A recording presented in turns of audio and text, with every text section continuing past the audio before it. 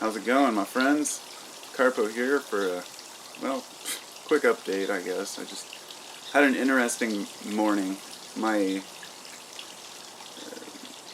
son went to stay at a friend's house last night. He's 7. It was a birthday sleepover, and it was his first time at a sleepover, And so I was going to pick him up this morning, and it's about 2 blocks away. It's 2 streets away. It's about 5 blocks. And I decided to walk, of course, to pick him up. And I was leaving with my youngest son, and as I was leaving, I was about to grab my camera. And I was like, no, I'm just going to leave the phone camera charging. And then I could have grabbed the camera I'm using now, my Panasonic, and I was like, no, I'm just going a little ways. Something just told me to grab my camera. And so, lo and behold, I get half a block down the street, and I look over, and there's a Falcon sitting on the fence post about 10 feet away from me. I just looked at him, and he just stares at me. We just stood there for a minute looking, and I put my arm up. I just had this, no, he didn't land on it, of course, but it made him it startled him slightly, but all he did was just kind of swoop down and flew over to another part of the fence. Very low, like 3 feet off the ground. And he sat there for a minute, just beautiful, looking at me. And I was looking at him, and it was like this, I just thought, wow, beautiful.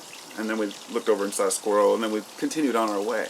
It wasn't until I got back when I was thinking about how, I should have brought the camera, and then I really realized, in the last couple of years, I've been making an effort. I should say, I've been making less effort to take pictures of events and really awesome things that I'm doing, especially when I'm watching something, such as a sports thing. For some people would be a time when they'd I don't watch sports myself, but that's when they might use their camera, let's say, and you're sitting, because I used to watch my oldest son play football in high school, and I would always try to film and take pictures, and the whole time I'd be missing what he was actually doing. And that was when I realized I don't want to be the photographer fiddling with cameras. So anyway, it was a blessing in disguise, because the reason is I've learned to use that mental photography, that really capturing that moment and remembering it. Taking a picture is kind of a way for us to take a note, so we don't have to remember a phone number or something, rather than memorize it. And memorizing pictures is complicated, but it's, not complicated, it's tough for some people, because we can only recall so much, and it tends to fade, so taking a picture brings it back in full force. But anyhow, I believe in,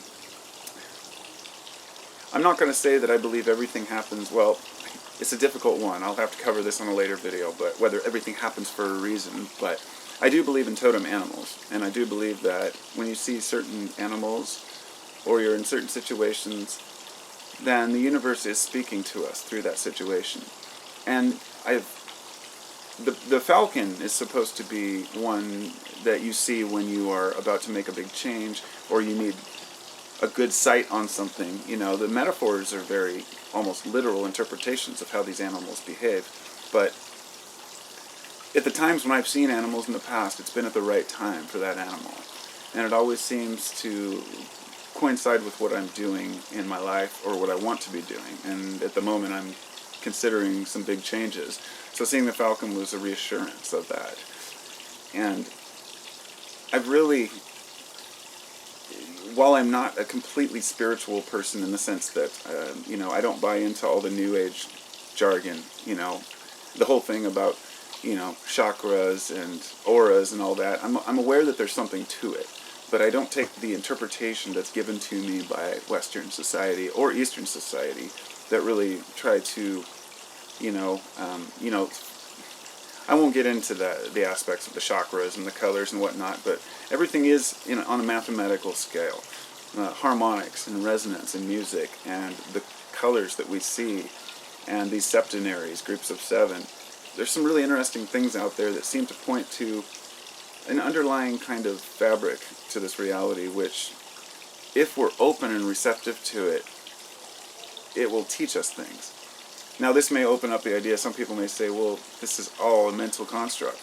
I don't care. It doesn't matter, because once you've had in other words, you can't always prove that the universe has a plan or a way or a will or even cares at all.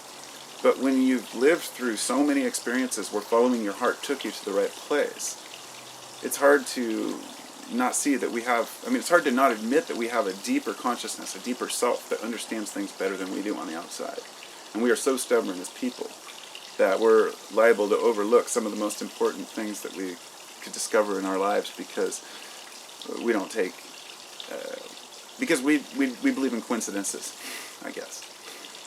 And I don't think I really believe in the word coincidence anymore, but there are some things that just happen to, you know, there's only so much I could say about it. Anyway, the Falcon was an amazing moment, and being that close to it, I've never seen a Falcon in this area, in this neighborhood. I mean, especially not that close, so it was pretty interesting.